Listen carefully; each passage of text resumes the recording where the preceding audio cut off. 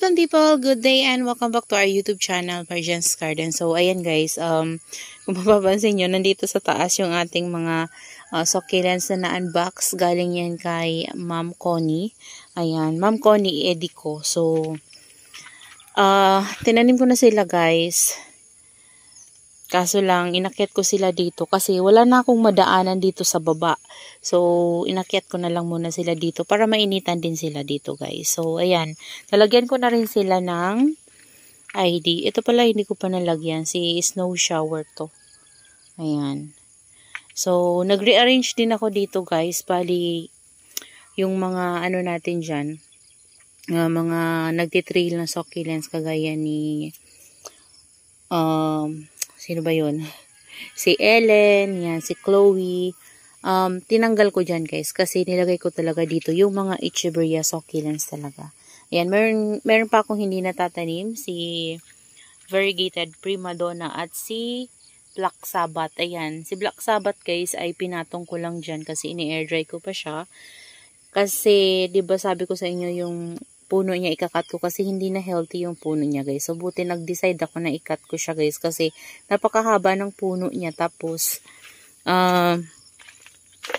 nung kinat ko siya guys, ano na talaga siya? May sira na talaga yung puno niya. Ayan. So, kinat ko siya hanggang sa mawala yung dark niya sa pinaka-center guys ng kanyang puno. Ayan. So, dito okay na siya. Nilagyan ko yan guys ng tango na fungicide. Ayan guys. So umaga ngayon, nainitan sila. Dito ko muna sila guys para mapainitan ko sila ngayong umaga. Ayan. And siguro kapag tanghali na, ibababa ko sila guys para hindi sila sobrahan sa init. Kasi napakatagal nila guys sa shipment. 6 days sila guys na sa shipment. So, grabe. Yung iba talaga nagmashi na yung lower leaves pero buti na lang guys okay yung air dry ni Ma'am Connie kaya kinaya nila. So ang karamihan lang na may nagmashi ay yung ating mga Snow Angel kasi yun talaga ano yun guys, tutubig talaga yung mga leaves nila. Ayan, ito yung ating Snow Angel. Ayan, ito talaga yung gusto ko. So nakabili ako dito sa kanya ng 3. Bali yung soil pala guys nito, yung soil mix na gamit ko sa kanila ay reuse na lang. Hinaluan ko sila guys ng garden soil, maraming garden soil yung hinalo ko. Tapos naglagay ako ng Furadan, DE powder, at systemic fungicide yung tango hinalo ko sa soil mix nila guys. And then, ano pa ba? Osmocot yun, yung hinalo ko sa kanila. And then basa-basa to guys. Ayan. Basa yan guys, oh. Charon. Okay lang yan guys, matutuyo yan mamaya. Ayan, kasi umiinit ngayon, mainit ngayon. Kahapon din, mainit din guys. So, okay lang naman yan guys. And napakatagal na din itong air dry. Kaya okay lang. So, ito pala, akala ko Snow Angel Horizon pala to guys. Ayan, ang laki din niya. Tingnan nyo guys yung pot natin. Diba, malaki siya. So, grabe, puno nila yung pot guys. Ito yung ating isang Snow Angel. Yan, Snow Angel. Ito yung ating Heart Angel. Yan, para tong si Swan Lake pero Heart Angel siya. Ayan, ito din yung isa nating Snow Angel. At yung Bianca natin guys na 2. Ayan, pinagsama ko sila. Bali, 2 heads kasi yung nabili natin. Ay, 3 pala ito. May isang baby sa pinakababa. So, ayan. Pinagsama ko sila sa isang pot. At yung ating silk bill na var.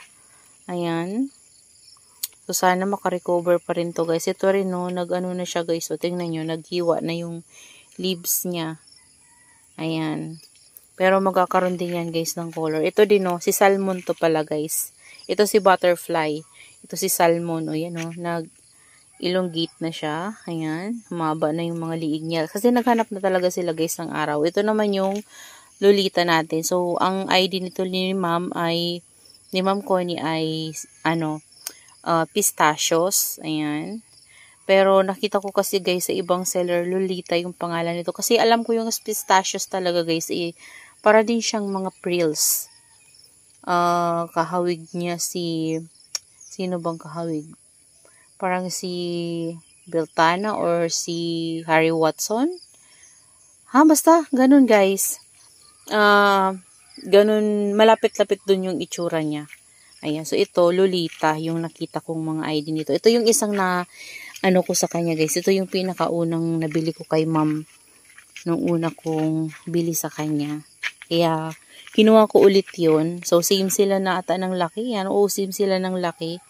Ito yun siya guys. So, nagagandahan ako sa kanya. Ayan. Kaso nagkaroon to guys ng parang fungus. Ayan o. Pero okay na siya ngayon kasi nadiligan ko na yan guys ng systemic fungicide. Ayan. Si Lolita. Ganda nito guys o. Mas malaki yung pot nito compare dun sa isa natin na nataniman. Ayan o. Kasi ito yung small size. Yun yung extra small na pot. Ayan sila. Ito yung ating Laura. Ayan guys. Ayan. Ito parang si Edelweiss. Edelweiss parang ganun yung ID niya. Edelweiss ba yun? Ayan. Si Snow Shower. Si Snow Angel. Ito yung ating Layla Sina. Ayan. Ito guys. Grabe. Laki ni Layla Sina guys. So, tas may var siya dyan banda.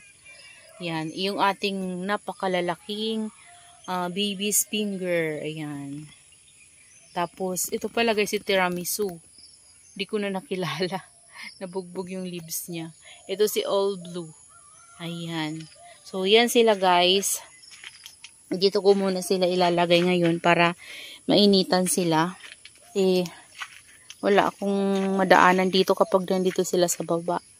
Ayan o. Yun pa nga guys. So, kailangan kong ilabas kasi kailangan nilang mainitan. So, lalabas ko yan para mainitan sila. Hindi pwede silang nasa ilalim kasi magano yan guys, papangit. And pwede silang mamatay dyan guys. Kapag hindi sila nainitan. So yun yung cause kung bakit yung mga succulents natin guys, kapag hindi sila nainitan guys, namamatay talaga sila. Makikita nyo na yan guys, rot na. Kasi kulang sila sa sunlight. So kailangan talaga painitan natin sila para maging strong sila. Ayan, ito si Spark. Ayan, hindi nyo pa guys ma-appreciate yung ganda nila kasi talaga, mapuputla pa sila. Ayan, ito nga na gano'n na yung leaves oh. Tanggalin na natin. Ayan, ito si Latte Rose. Ayan, di ba? Ang laki niya. Tapos si Carnicolor Cross Debbie. Ayan. Yung ID nila guys ay kinuha ko dun sa invoice ko para alam ko yung ID nila.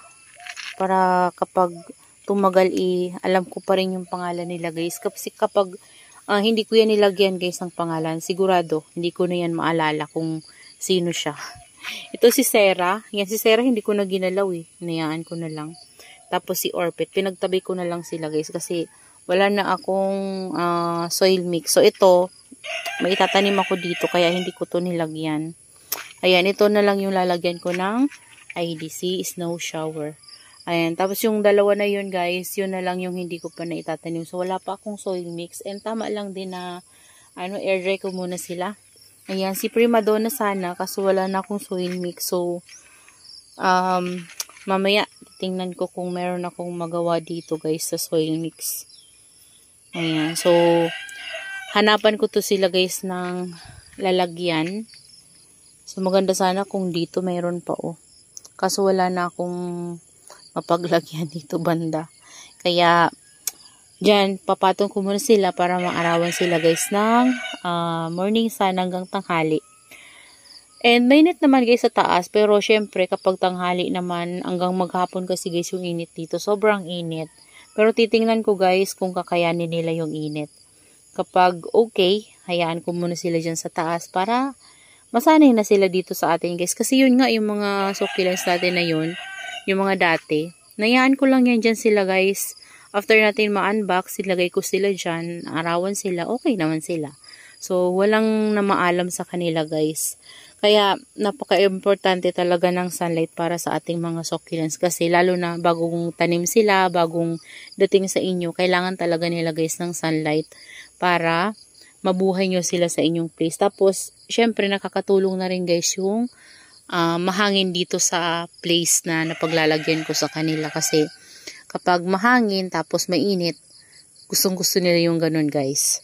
So, yun lang naman guys. After 7 days, pwede na ako sa kanilang mag-water. Pero, dahil basa yung kanilang soil mix guys na ginamit ko, yan, tinanim ko sila sa basang soil mix na,